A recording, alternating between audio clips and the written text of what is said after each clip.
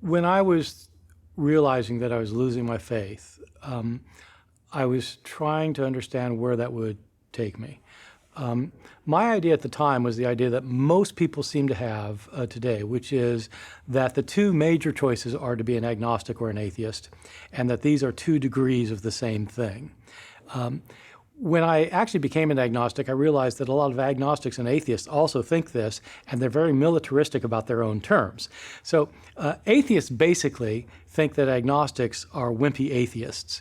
Like, they're really atheists, but they're afraid to admit it, and so they just say, I don't know, because they're being wimpy about it. Agnostics, on the other hand, think that all atheists are simply arrogant agnostics, because they're claiming there's no God. Well, how would they know? They don't know, and so they're just being arrogant about it. So that was the view I brought in, and it's a view I no longer have. I don't think that agnosticism and atheism actually are two degrees of something. I think they're two different things. Agnosticism, the word agnostic comes from the Greek word that means don't know, and it has to do with knowledge.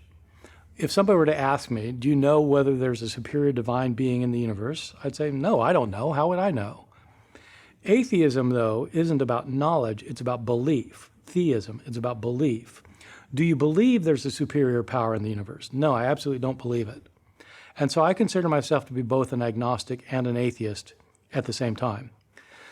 My own view now, as it's developed over the years, is that of a fairly rigorous materialist. I think that this material world is all there is.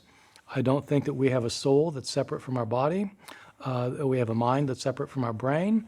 I don't think that when we die, we continue to exist in any way. I think this world is going to end. There will no longer be life on Earth, and that probably there won't be any life in the universe as soon as it expands enough over some many billions of years. Life will cease, and there's nothing beyond it. And so I'm a fairly complete materialist.